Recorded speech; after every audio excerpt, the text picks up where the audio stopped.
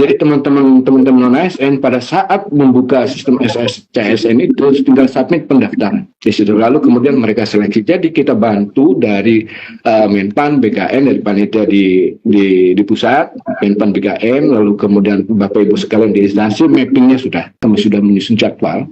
Walaupun dengan waktu yang relatif singkat, kemarin sudah kami laporkan ke Ibu Menteri, lalu kemudian hari ini kita lakukan sosialisasi.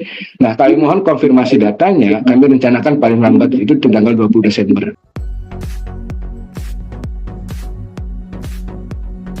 Dan pelamar tenaga non-ASN yang TMS, termasuk bagaimana pelamar tenaga non-ASN yang melamar juga sebagai CPNS. Terus, apakah pelamar tenaga non-ASN yang tidak lulus dapat melamar P3K di periode 2 atau tidak? Kemudian juga apa saja jenis jabatan yang dapat dilamar oleh tenaga non-ASN. Kemudian bagaimana dengan mekanisme dan persyaratan tenaga non-ASN untuk mengikuti seleksi P3K berikutnya. Termasuk juga kapan tenaga non-ASN yang tidak lulus itu bisa mengikuti seleksi periode 2, maksudnya seleksi periode 1 dan dapat mengikuti seleksi di periode 2. Oleh sebab itu Bapak Ibu sekalian, pada prinsipnya nanti akan dijelaskan oleh Pak Suryo ya dengan tim. Ini sebetulnya kita harus jawab ini. Jadi kemungkinan apakah yang TMS itu tetap bisa melamar periode 2. Ya, kemudian yang tenaga non-ASN tidak lulus CPNS juga dia tetap bisa melamar dan sebagainya. Tapi nanti ada syarat-syaratnya, seperti misalnya ada kewajiban untuk SPTJM dan sebagainya ya. Kemudian nanti diharapkan untuk sistem penggajiannya kita sudah siapkan suratnya supaya mereka itu tetap bisa dibayar. Nah, artinya Bapak Ibu sekalian, kami mohon bantuan dari Bapak Ibu sekalian supaya tadi dengan SPTJM tadi semuanya nanti bisa masuk ke sana. Dan harapannya nanti ada hanya 4 jenis jabatan dulu yang kita siapkan. Nah, 4 jenis jabatan itu nanti yang bisa mengakomodir secara keseluruhan. Ya, secara keseluruhan. Jadi apapun kualifikasinya gitu, unitnya di mana 4 jabatan ini nanti akan dijelaskan oleh tim teknis. Nah, harapannya Bapak Ibu sekalian, karena jadwal kita hanya sampai 31 Desember, maka kami ingin mereka yang tidak lolos tadi tetap bisa mendaftar, tapi secara teknisnya nanti dijelaskan ya, tetap bisa melamar. Jadi supaya bisa terakomodir, termasuk bagi mereka yang belum melamar P3K di periode ke-1 ya. Jadi harapannya mereka ini bisa menyelesaikan di posisi periode kedua. Mohon teman-teman itu bisa melaporkan ke pimpinannya masing-masing. Desember 2024. Nah, kebijakan proses penetapan formasi, proses pengadaan penyelesaian ini sudah berjalan. Lalu hasil monitoring dan evaluasi terhadap pelaksanaan pengadaan 2024 sebagai salah satu solusi untuk penyelesaian dan penataan tenaga non-ASN ini ada beberapa persoalan. 405.000 teridentifikasi tidak mendaftar.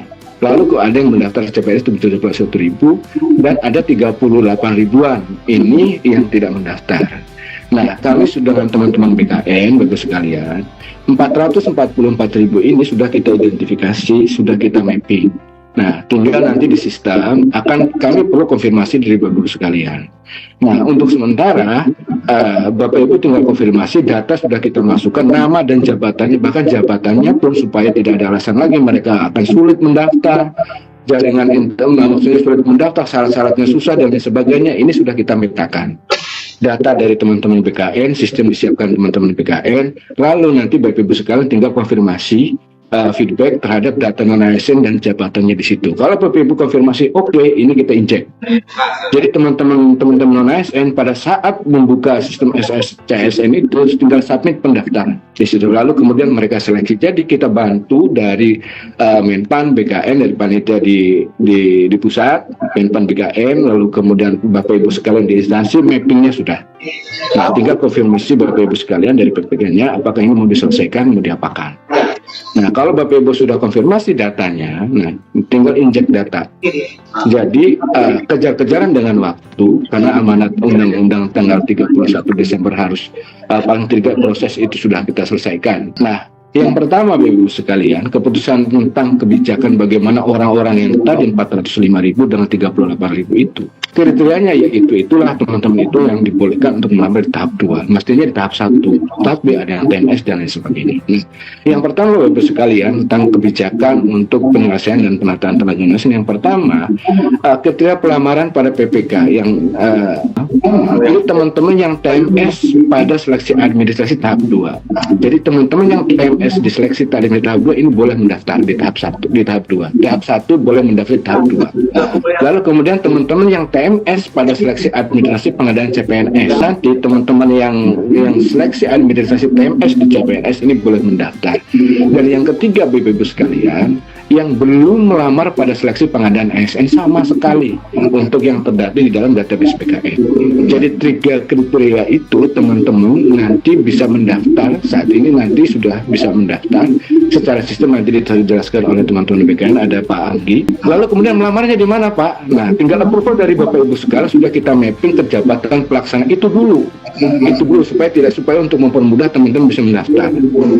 Jadi sudah kita buatkan, sudah kita mapping antara orang non ASN dengan jabatannya, sementara jabatan sementara untuk mereka bisa mendaftar dan bisa mengikuti seleksi. Nah, ini dilakukan penyesuaian penetapan kebutuhan nanti Pak. Misalnya Pak, pertanyaannya bagaimana ini untuk guru pertama untuk jabatan yang saat ini karena paling lambat amanat undang-undang itu Desember, ini sudah tidak mungkin secara waktu. Nah, penyesuaiannya nanti di belakang setelah seleksi, kesehatan dan lain sebagainya, nanti penyesuaian setelah seleksi tetap mengikuti syarat jabatan. Nah, ini sudah kita mapping untuk jabatan pelaksana teman-teman non ASN yang pendidikannya S1, yang pendidikannya SMA, yang pendidikannya D3, pendidikannya SD, SMP, bahkan SD ya. Nah, ini sudah kita mapping. Nah, lalu kemudian mapping usulan, kami perlu surat dari Bapak Ibu untuk usulan dari PPK, kemudian rinciannya sudah kita bantu, lalu kemudian SPTJ-nya juga sudah ada di sistem.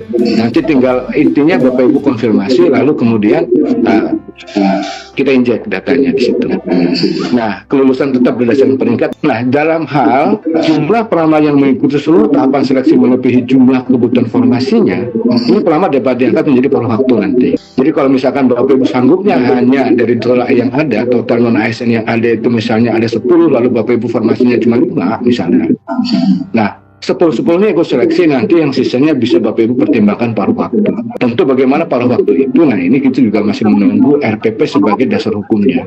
Tapi paling tidak data orang-orang itu sudah ada basisnya. Nah, lalu yang kedua, selain dengan kriteria yang teman-teman tadi, yang 400.000 tidak mendaftar, yang mendaftar CPNS, lalu yang TMS di tahap 1 boleh mendaftar. Nah, lalu rencana kami mohon kerjasamanya dengan Bapak Ibu sekalian, kami sudah menyusun jadwal, walaupun dengan waktu yang relatif singkat, kemarin sudah kami laporkan ke Ibu Menteri, lalu kemudian hari ini kita lakukan sosialisasi. Nah, kami mohon konfirmasi datanya, kami rencanakan paling lambat itu tanggal 20 Desember.